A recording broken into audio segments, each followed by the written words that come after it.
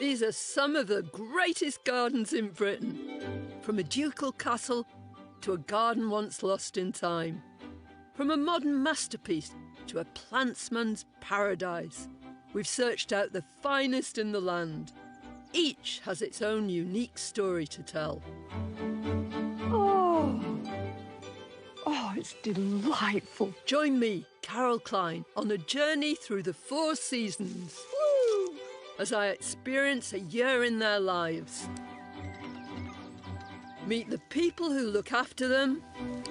This is the season which seems to be attached to my soul. This is my midlife crisis bit, really. Glimpse what goes on behind the scenes. Come on, share your secrets. Reflect on their magnificent designs and celebrate the plants that make each so special. As I look through these massive pinnacles of flower, I can see the pinnacles themselves. Serendipity. From up and down the land, these are great British gardens, waiting to be discovered. I'm really looking forward to it. Bet you are too.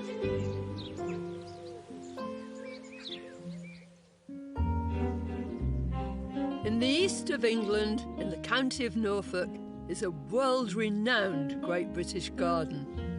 This is Bressingham Gardens, a 17-acre garden paradise and home to a family of horticultural heroes who pioneered the way we garden today.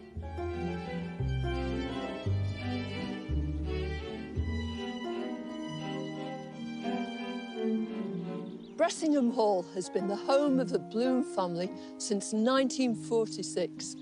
They're a dynasty of Norfolk horticulturalists with a passionate desire to introduce the British gardening public to better plants used in more innovative ways. For many gardeners, it's hard to imagine just how much this family and this place have done to shape how we garden now. It's a spectacular sight, an oasis of delights shining out from the flatlands of Norfolk. It's planted with love and care, and to be enjoyed in every season. It's a landscape of 2 exquisite halves. Surrounding Bressingham Hall are acres of beds and borders. There are gardens for winter, for summer, and for fragrance. Then, as you journey on, the vistas unfold, with 6 acres of towering trees and spectacular shrubs. I'm starting my autumn visit in the Dell Garden near the Hall, laid out by the late Alan Bloom. These beds epitomise what this place is all about, showcasing the very best of plants, displayed in ways we can all try to emulate.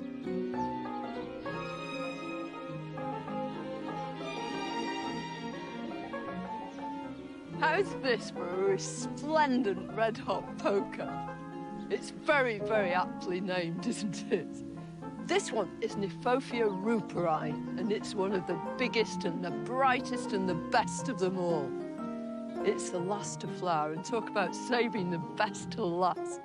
I love these great torches, coral and orange at first, and brilliant yellow, and even when they start to fade, they don't look at all dishevelled. They really announce the autumn. And I love the way you can glimpse that Nefophia. It sort of shines through this beautiful grass. This is Miscanthus nepalensis. These bronzy tassels just hang there in the breeze and waft backwards and forwards. And the colour is perfect, both with the red hot poker and with this lovely little chrysanth. This is Paul Boisset. I love that kind of rusty colour. And again, chrysanths always remind me of the autumn. I think they do, everybody. It's the smell of them as well, apart from the colours. Alan Bloom actually had a lot to do with introducing hardy chrysanths to the British public.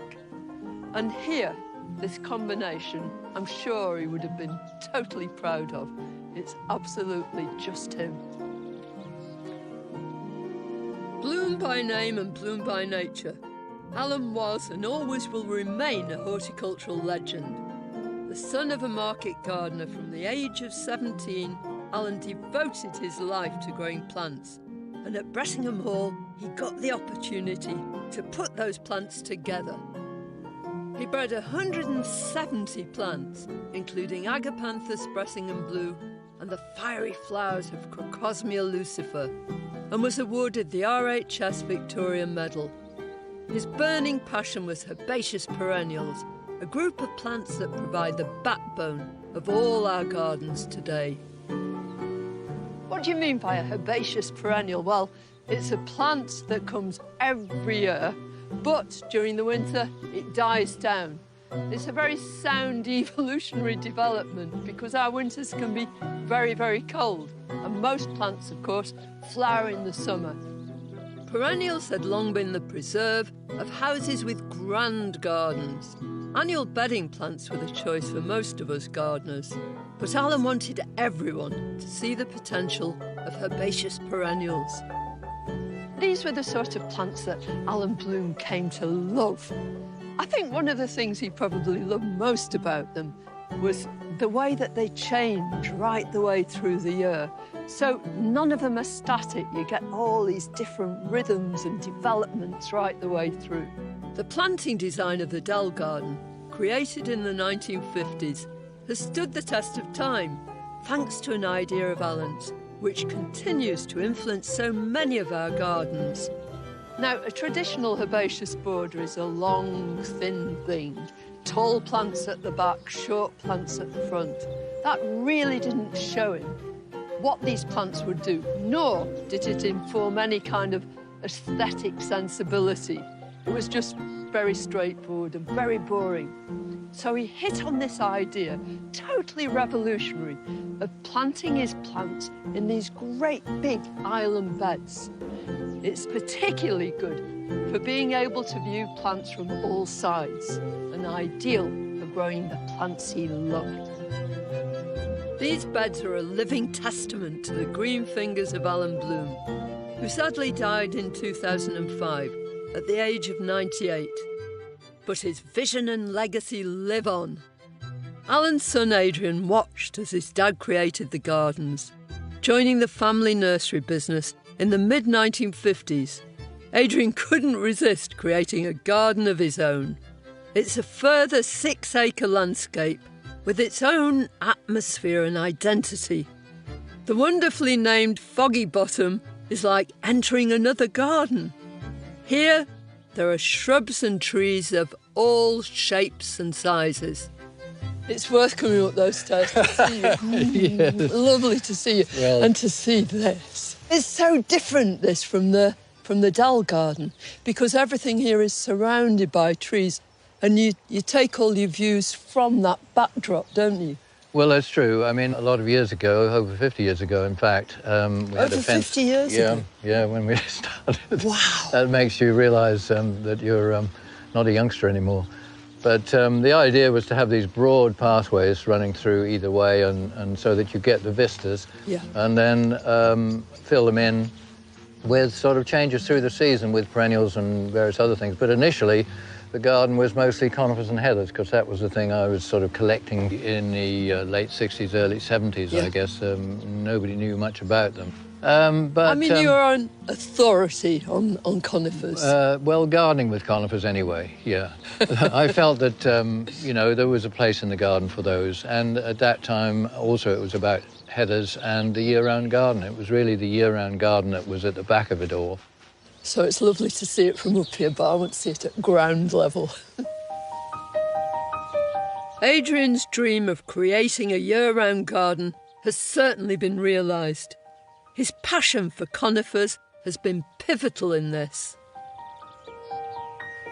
You can get an idea here of the variety of conifers that there are. You know, the greens, a more compact form, a pine that goes golden. I like this one. Well, I'm glad you did, because this is one that came up as a chance seedling in the garden, and Yeah. I thought it was rather different. I've called it Foggy Bottom Spider. Oh, that's beautiful, isn't it? But it's still got an element of that. And I think it has a sort of real natural effect. It's quite unique, isn't it? It is quite unique. Yeah. You're saying all the right things, Gareth. In autumn, this garden is full of surprises. Not only is it home to some really intriguing plants, but the way they're put together exemplifies why this garden is so special. This is the pièce de résistance. It's absolutely lovely.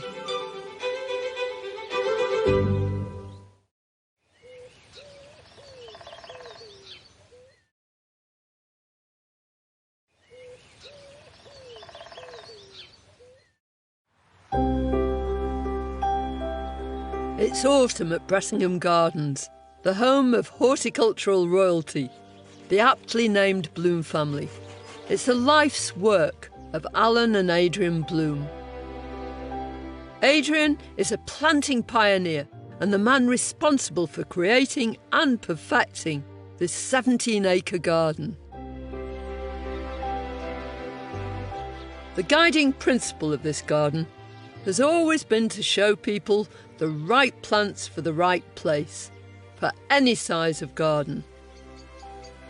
Of course, I know well enough that this is a very big garden, Carol, and I've always been trying to sort of show people who have smaller gardens that there's plantings in here that can be used in a small garden. So that they can emulate. That's right, yeah. But these are mostly perennials and grasses. Your whole family is known for promoting the very best of plants too. So, I mean, you're illustrating really that people should go for the best. A lot of gardeners don't know the best plants, and they might go along to a garden centre in the spring, they'll see something in flower, looks fantastic, they'll buy it, and it actually may not do very well. So the idea is to give them success, if you like, in suggesting varieties that will work. There's such lovely things in here. These hellebores are in flower already. Yeah, it's very early, isn't it? But they'll go through till next April almost. And Begonia Bressingham Ruby, which will be purple in winter. Yeah. Isn't that substantial and gorgeous? It really is, isn't it? and pretty tough. Yeah, really. Indestructible? Just about, although if you tramped over it a bit, it probably wouldn't stand Yes, you up had too a well. herd of elephants, Yeah, but I that's don't right. suppose you have many of those. Not too many, no. Bressingham showcases the very best of plants we can choose for our gardens. But one of Adrian's great skills is to put them together in planting schemes that seem to flow freely like rivers. You can see the river running through the middle. And it runs right the way through. Yeah. You want to see where it's going, don't you? How exciting. It does sort of pull this together in a way. Yeah, and it runs through and makes the most of these bigger trees everywhere, doesn't it? Yes. Curving through this border is a sea of Japanese bloodgrass, Imperator cylindrica rubra. It's the colour of autumn, and when combined with this blazing shrub, Nandina firepower, the whole scene glows. How do you qualify to be considered for a river? You've got to be low-growing. Which makes the river, and then to have plants either side, so that they rise up as the banks, if you like, with the The heuchera Rudbeckia and then these some big, repetition. these big grasses. They just frame the river itself and the other plants, and they change altogether with the weather. I mean, whether they're wet or whether you get the wind or the frost on them. Yeah. I mean, Or the sunshine. or the sunshine. Yeah, we wish. Yeah.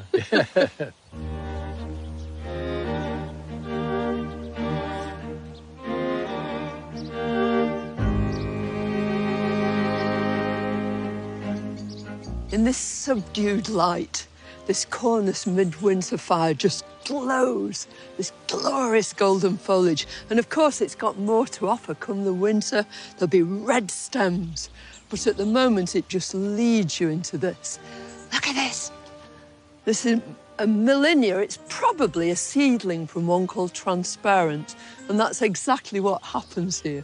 You can see through these stems, and you see through them to this exciting shrub. This is Lespedeza thunbergii, and it's tumbling over this little red-leaved berberis. I think that's just such a beautiful combination. You've got those stems of agapanthus in between, separating the two. But this is the pièce de résistance. It's absolutely lovely. This garden is about bringing out the best in plants. Adrian's artistry enables their special characteristics to shine through. People feel very differently about autumn, don't they? Some people find it sad, others... Yeah.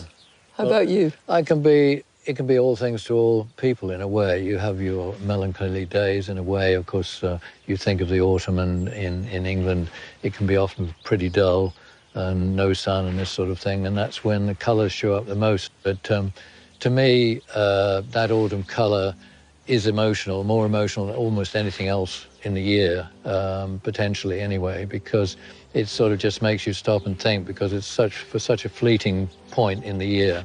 And it won't come every year with the same things. But it's just a reminder that nothing is static and to enjoy the moment. That's right. And the other thing is, if you know, and obviously this year-round garden is planned to look good in the winter, you don't have to be too sad about autumn. No, you shouldn't be sad at all.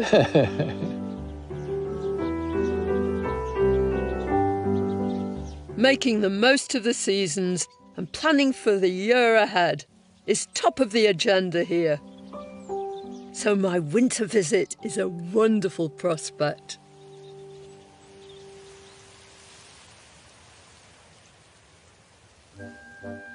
It's a glorious January day. Bressingham's looking simply magnificent in its winter outfit. And there's no better place to start my visit than in the winter garden. Adrian's whole mission in his garden is to ensure that the whole place is absolutely brilliant, full of colour all the year round. It's a garden that delivers this wonderfully. The river of red grass in the autumn has been succeeded by a sea of snowdrops.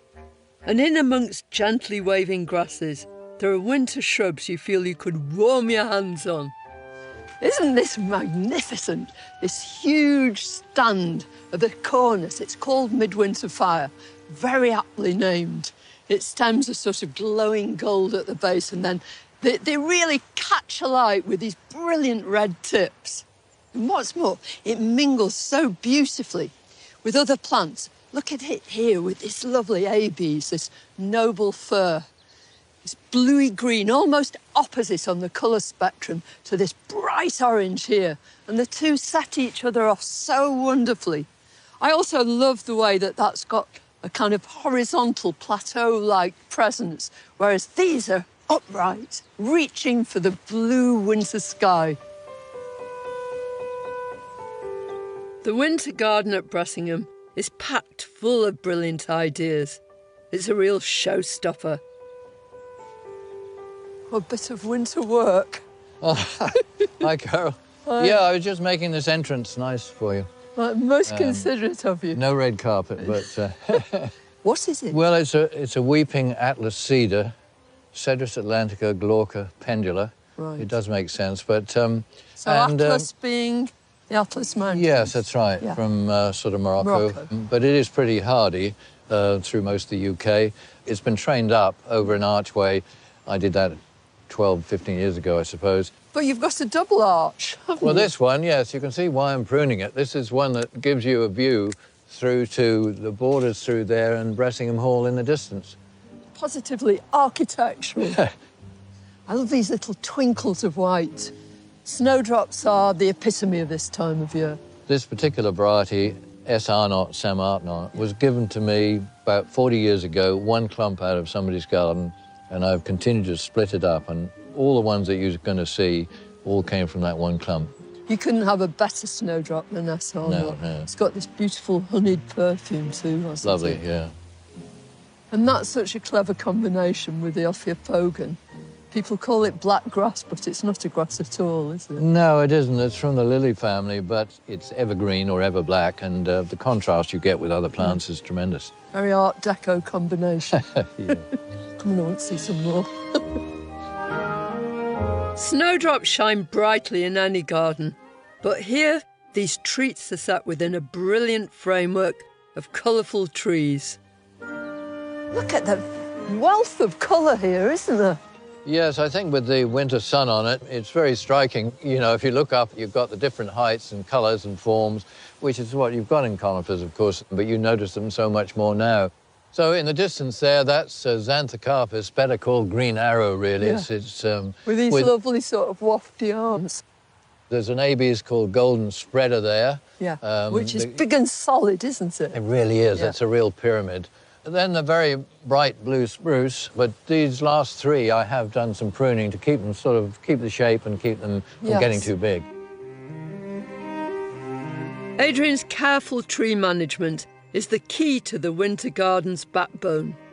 But great swathes of the dell garden, laid out by Adrian's father, are taking a back seat this season. Before Christmas, all of this is cut back and it looks a bit like a graveyard at the moment. And you can see what a herbaceous plant is. It's something that just dies right down. Dies back. Lives under the ground.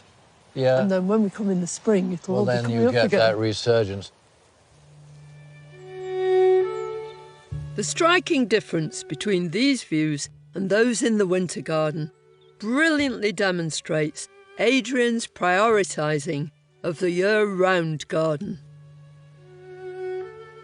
It sort of tends to show you towards this part of the season the things that stand up to the wind, and I think with, say, miscanthus, the wonderful grasses that have these plumes. But the miscanthus of all the grasses is the best one, isn't it, in terms of leaving it over winter and enjoying it? Well, I think it is. I mean, we've got down to 2 or 3 varieties that we sort of concentrate on, those that really do overwinter. Some get very floppy very early. Some of the best grasses for standing up to the cold winds of winter are the miscanthus. What they do really is reflect the light. So you get the early morning winter light coming through these, and if you get frost or dew on them, it's absolutely magical. I mean, you can't help but stop and look at them. They're a photographer's favourite. Well, that's true. In those terms, with one of these hoar frosts all over them.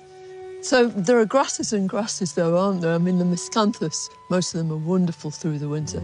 But Molinias are a different kettle of fish. Yeah, some of those really go down early, don't they? And therefore, you might say, don't have so much value in the garden. In fact, we've got 1 or 2 there, which we're cutting back at the moment. So I'm sure you could give us a hand. Oh, yes, please. You got some? I roll my sleeves up. OK. In an island bed in the Dell garden, these grasses are getting a timely chop. This is Anya, already hard at work. Yeah, I'd save some of that for me. All right, then. Would you like to try? We're making way for new growth in the spring. The winter's very much a time for work in the garden. It's funny, isn't it? Because people used to think that, you know, the garden went to sleep during the winter. Yeah. But in actual fact, it's the busiest time, isn't It's it? very busy, yeah. Use shears or your hands to remove the old stems and then move in with secateurs. But be careful not to damage signs of new growth. Once grasses and various other things start to look untidy, that's almost a good time. A good gauge is when you want to have it cut. If it looks good through the winter, leave it, you know. But in this case, yes, we didn't get it done. Exactly. It's a bit like a hairdo, isn't it? Yeah. Tells you when you need one. Usually. Grasses are an essential part of any border as a counterpoint to shrubs and other plants. Whether your garden's big or small, it's always worth giving them a go. This Molinia is much more for the smaller garden. And you know it well enough, I'm sure, but Molinia cerulean variegator. Right. And it's quite compact, has sort of very light green and yellowish leaves, so it's attractive even before it flowers. Yeah, you don't have to have a huge garden to have No, that's right. grasses at all. The annual cycle of gardening is one of its great delights, and to play a small part in winter has been a real pleasure. Bressingham in its winter finest has been a feast for the eyes, and even in the depths of the season, there are still shrubs that are simply irresistible for their scent. Isn't this lovely? I wish you could smell it, because it is absolutely scrumptious. In fact, it's too fragrant for scrumptious. It's utterly delightful. It's a Daphne. It's called Daphne Balua Jacqueline Postil. And these come from the Himalayas originally, but they do very well in British gardens. Sometimes they're a bit tender, but this one seems to keep all its leaves and just do brilliantly well. And one of the reasons it does so is because Adrian prunes it really hard to keep it looking thick and bushy. And of course, the other consequence of that is you get lots more flowers, and the more the better with this fragrance. If I was going to have one winter flowering shrub that I was growing just for scent, I think it'd have to be this. This is a scent that will forever remind me of my winter visit to Bressingham. But in a few months' time, the whole scene will have changed as this garden shifts into the spring, where so many seasonal delights lie in wait.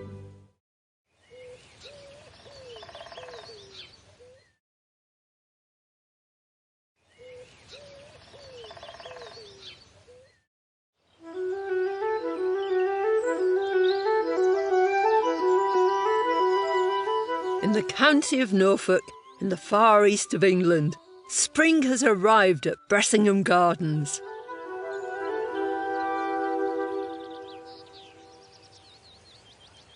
This is a 17-acre garden, created and landscaped by the Bloom family, a horticultural dynasty with a passion for breeding and growing plants, and an expert eye for putting them together.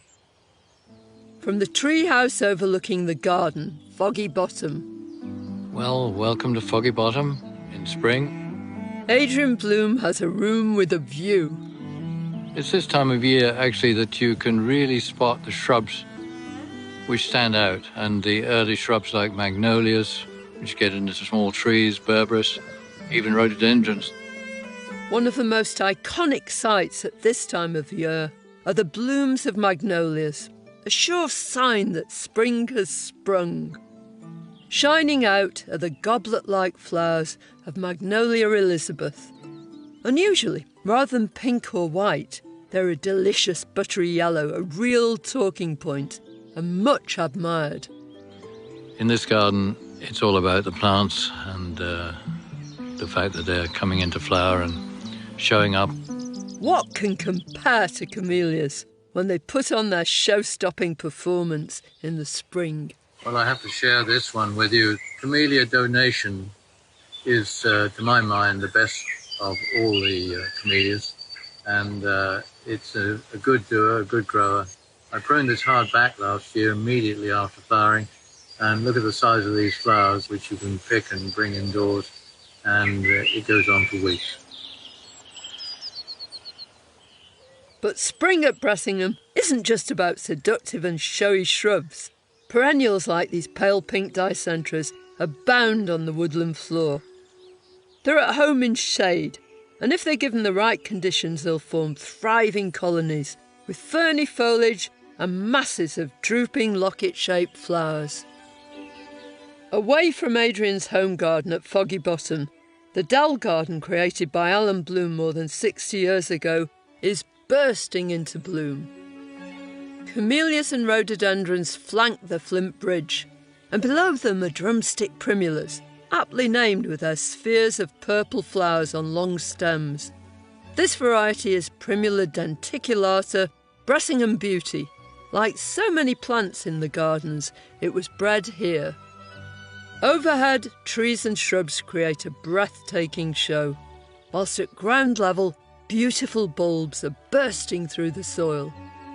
One of my favourite spring bulbs is China Duxa, and here it's making quite a show just in the breeze, and it's at the base next to an Ophiopogon, a black-leaved Ophiopogon, and as you move up you can see the cornice behind, which we're about to cut back.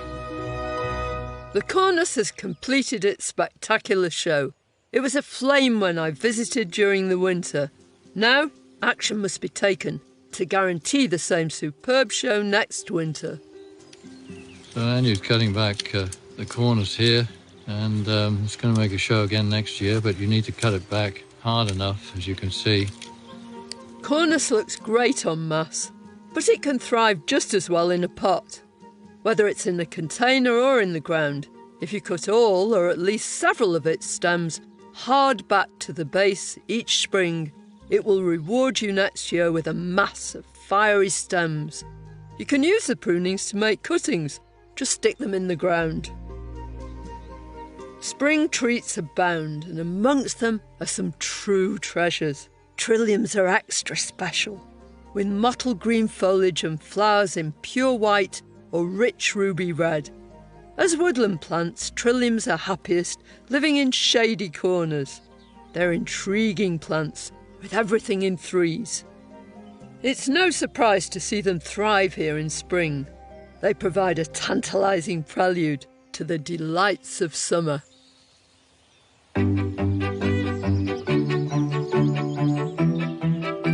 The gardening year has almost come full circle. Summer has arrived. Everywhere there are islands of the finest plants and landscapes to lose yourself in.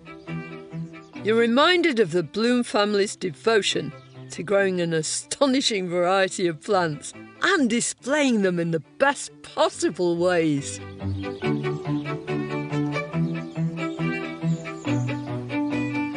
When Alan Bloom first conceived of these gardens, it was very much as a place to test out and showcase all these wonderful herbaceous perennials on which he was working. Since then, he's passed the baton on to his son Adrian, and he's really run with it. As far as the eye can see, Bressingham's summer borders stretch into the distance. Immaculate lawns sweep around beds brimming with the best shrubs, grasses and perennials. In a series of island beds next to the winter garden is the aptly named summer garden, laid out by Adrian in 2001. You've got lots of repetition here. This beautiful courted area, the pampas grass, is repeated as a sort of motif. Punctuation mark after punctuation mark, all the way down through the bed. But rather than everything being in quite tight clumps and next to each other, plants wander off into the distance. You'll have things like glorious geranium roseanne.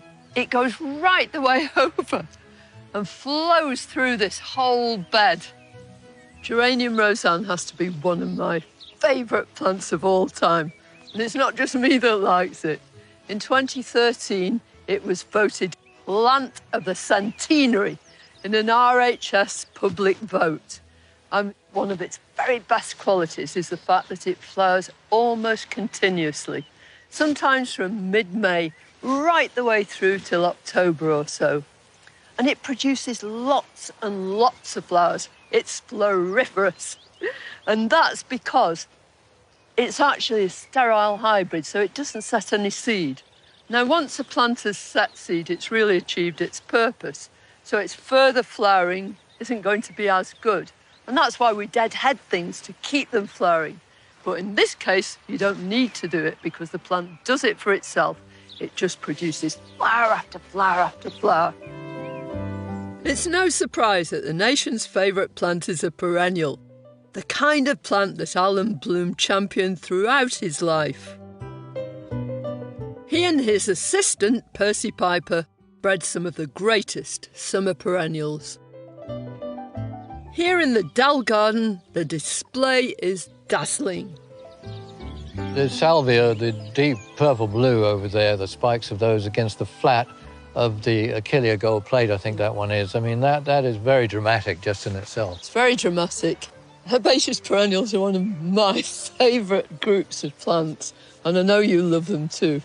Well, I certainly do. I was brought up with them, of course, and my father, Alan Bloom, was the one who instigated the whole perennial revolution, if you like. So take Crocosmias, for instance. We're actually looking at Lucifer there, which was introduced by this nursery years ago. It's really an attractive foliage plant, even before it flowers. And then long before it flowers. Sort of fairly narrow sort of stems, then they curve over, and the buds, before they open, are really quite a deep colour. Yeah. Then they gradually open down the stem and get bigger and bigger, and then they're spectacular as a whole.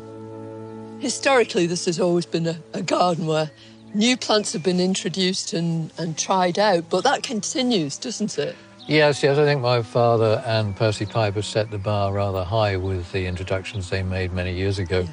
But Jamie, who's been here 25 years, he's now been recently doing quite a lot of hybridizing with two of the species or genera that my father was involved with, which was Crocosmia and also Kniphofia. And you'll see examples of some of his selections in the gardens under a code name at the moment. But They've all got just a to see, number. yeah, they've all got a number, which changes every week. What a thrilling process to be part of. The Bloom plant breeding legacy lives on. Adrian's son-in-law, Jamie Blake, is not only the head gardener, but he's also an avid plant breeder. I can't believe you're finding any weeds in there, you know. It all looks so gorgeous, it really does. Yes, well, it is really overall, but of course, you know, I end up looking for the weeds. You know what it is. If you came to mine, you'd find plenty. So would you say that creating or breeding new plants is one of the most exciting parts of your job? It is, without a doubt. It's a huge buzz. It is sowing seed and seeing what's going to come along. Yeah. And it sort of started in a fairly sort of simple way with me just collecting seed of, say, for instance, Kniphophias, which I love, and they were a passion of Alan and Percy Piper, his helper. Most people who start hybridizing plants, looking at things, they look at them, they're their own babies, so they're looking at them with their mother's eyes. Yeah. And a mother will always think that their baby's beautiful. And for all the buzz that I might get over my own hybridizing, if I see people looking at my plant, Yeah. gosh, that's a massive winner, that is. This garden breeds marvellous plants and modest gardeners. My autumn visit started with a late Kniphofia, and here we are in summer, standing next to an early variety, bred by Jamie to be superb. Foliage short down out of the way, Yeah. because I don't want that in amongst the flowers. Nice long flowering stems, an intermediate kind of height. One of the other big problems with them is they tend to not flower to the top of the spike, as you'll know. Yeah, they're And dead this- in one place Yeah, before they a horrible open at brown the... bit at the top. This doesn't do that. It's an elegant shape. And the other thing is, which is really important for all of us, but particularly in plants, is it dies well. Yes. And you must die well. The dying well thing means that the flowers at the bottom of the spike, which are going over, they don't detract, the colour doesn't detract from the overall impression of the plant. Well, it's beautiful and a fine example of this wonderful work. With Jamie in charge here, the plant breeding and borders are in safe hands. My year at Bressingham exploring a plethora of perfect plants is drawing to a close, but not before I get the chance to visit a wood filled with gentle giants. Imagine growing a seed, cultivating a little tiny plant, and knowing that in 60 years' time, this is what you're going to get.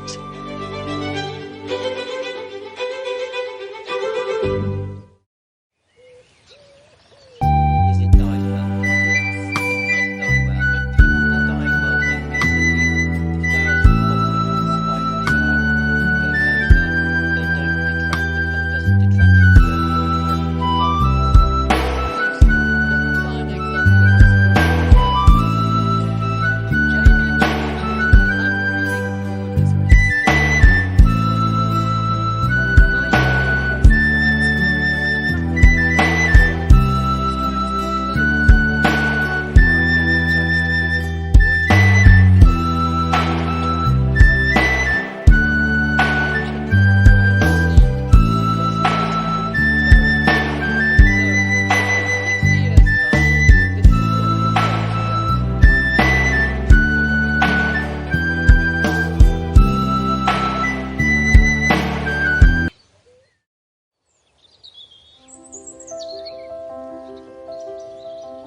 Bressingham Gardens in midsummer is a sight for sore eyes. It's the masterpiece of the Bloom family, where they've created a landscape devoted to glorious plants. I'm heading to one of the oldest parts of the garden. Adrian's Wood is an arboretum of towering trees and shade-loving plants. 60 years ago, in fact in the 60s, Adrian planted this wood entirely with plants of a North American origin. Wherever you look, there are these glorious plants, nearly all grown from seed. Things like this Lysimachia ciliata with its little yellow starry flowers and bronze foliage. And there are hydrangeas galore. But it's not until you look up that you realise the extent of Adrian's vision. These are Sequoiadendron giganteum, the giant redwood, and Adrian raised them himself from seed that he'd collected in the USA. Imagine growing a seed, cultivating a little tiny plant, and knowing that in 60 years' time, this is what you're going to get. They haven't finished growing either. They're going to carry on reaching for the sky. What a wonderful, wonderful idea to imagine this and to actually bring it into existence. Redwoods are renowned for reaching incredible heights. They can live for over 2,000 years, and the tallest has been recorded at 375 feet. At least this is something I can hug. There's something about this garden that really envelops you. It feels so special. It spreads across the landscape in rivers of plants and islands of colour. There's so much to take in and so many beautiful views. That's lovely, through there with those windows. In a corner of Foggy Bottom, one of the smaller trees needs some TLC. And with Adrian wielding a pruning saw, I'm delighted to lend a hand. It's a beautiful tree. It is, isn't it? And that's nearly 50 years old. And it was Pinus coriensis Winton as the name, which you don't often see. But if you imagine this as it would be if I hadn't pruned it at all, it would be to the ground and probably 30 feet across. Right. Would just be a blob, say. A blob. Yeah, and not very interesting. So by pruning it up, I managed to keep the tree, get nice views through it, and it retains its interest. I think sometimes people think that once they've planted a tree, that's it. It's just going to do its thing. But you can alter so much. So if you could grab that one, it doesn't matter at this stage, if you just cut through from one side. Quite heavy. Yeah, right.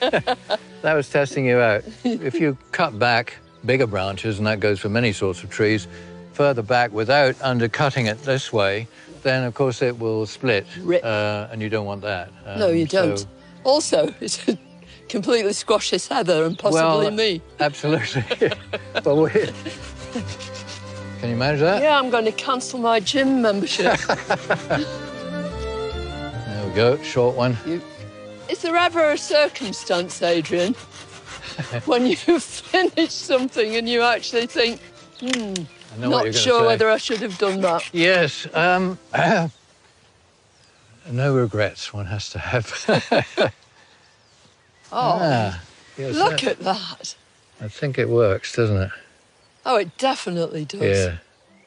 It's beautiful. You can see not just through to the front of the other bed, but far beyond it. Yes, you can, can't you? And it opens up possibilities. You've maintained that lovely globe shape, haven't you? And yet, it's so elegant. I'm glad I played a very small... Yeah, well, we will always remember, and we might even have a little plaque that Carol... Carol made a hole here.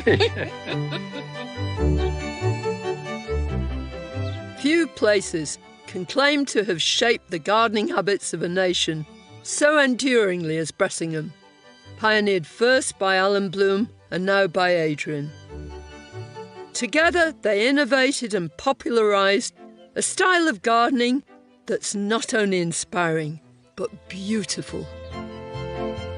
Adrian's eye for innovative planting, his insistence on top plant quality, and his far-sightedness, together with the dedication of his team, have imbued these beautiful gardens with true love. That's what makes Bressingham a great British garden.